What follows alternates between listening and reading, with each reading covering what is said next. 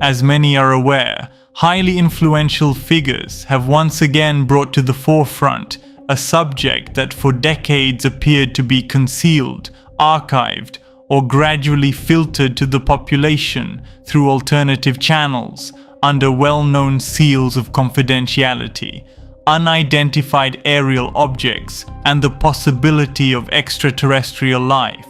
Yet this has generated widespread confusion.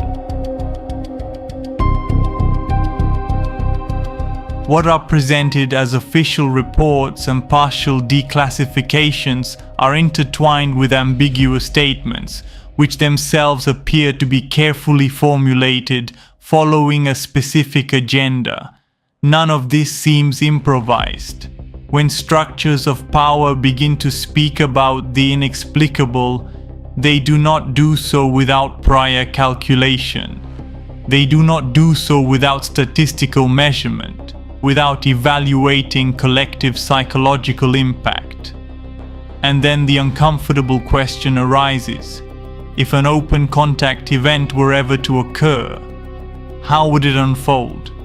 And from where would these extraterrestrials truly come?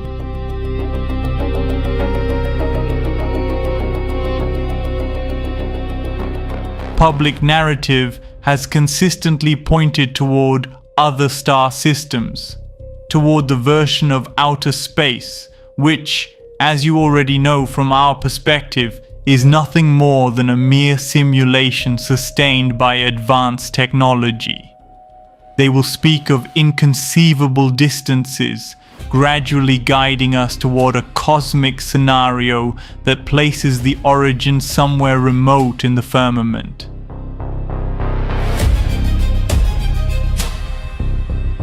Is this another distraction? Is this entire movement designed to reposition the heavens once again at the center of importance, distancing public thought from the concept of the invisible dome projector? Or is something else about to come to light?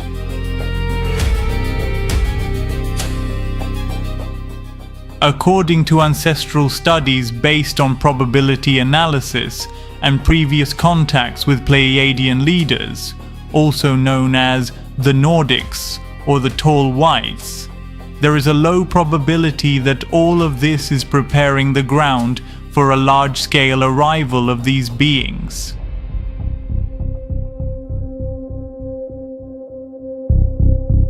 But then, will the Pleiadians truly be present in these documents? Or will they instead contain confusing references to craft attributed to the Greys or the Etamines in the past? Let us suppose then that a controlled entry were to be authorized. It would not originate from millions of light years away, but from territories beyond the ice walls that delimit our known domain. However, even in that scenario, the revelation would not be free.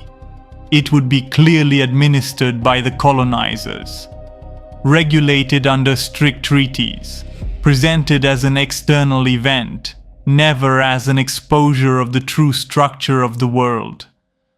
Of course, this would only occur if such authorization had been granted, and we trust that no such agreement has been reached, as the ancestrals, as we know, are entirely opposed to this arrangement, since it would only reinforce the outer space narrative and further distance humanity from its liberation.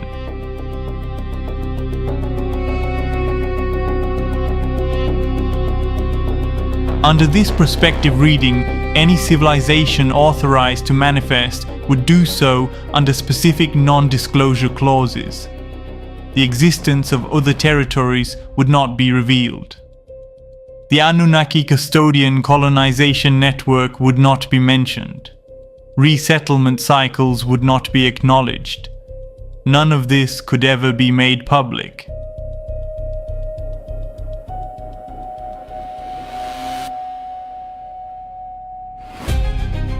Contact would therefore occur under the same regulatory framework imposed by the colonizing parasites, an agreement between the parties. a forced agreement between the visitors and those who administer this system. In this case, we imagine that ancient acquaintances of early humanity might once again set foot upon the continents we know. We are speaking of the Pleiadians.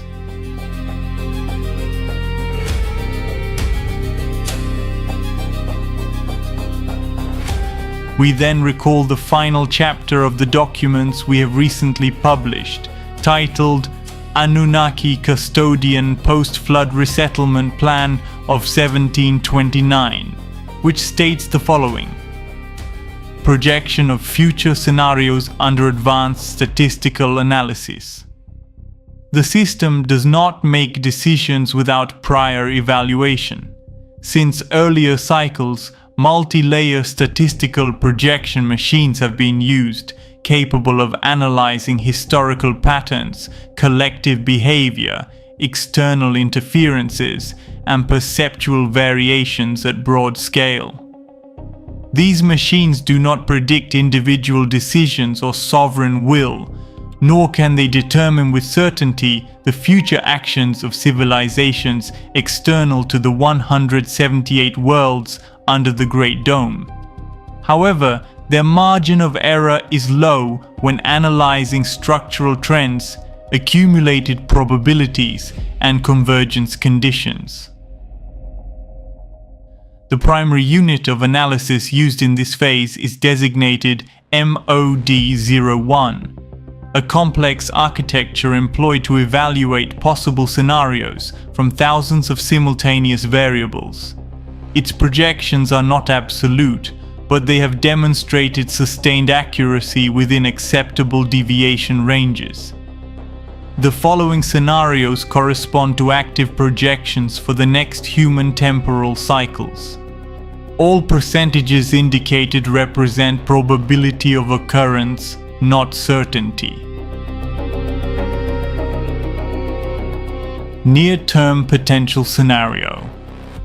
Controlled entry of a Pleiadian civilization under custodian administration. Estimated probability 27.4% with a 3.1% margin of error. Module M OD01 indicates a moderate probability that a limited permanent Pleiadian presence will be authorized, publicly presented as contact originating from a distant system, located at great distance as an outer space planet. Under no circumstance will that civilization be recognized as originating from territories beyond the ice walls. This scenario contemplates the signing of a restrictive treaty with the Anunnaki custodian colonizers, including explicit non-disclosure clauses regarding the world's real structure, the dome, and the resettlement cycles. The authorized narrative would be carefully administered. The reason this scenario has not yet been executed is attributed to external interferences.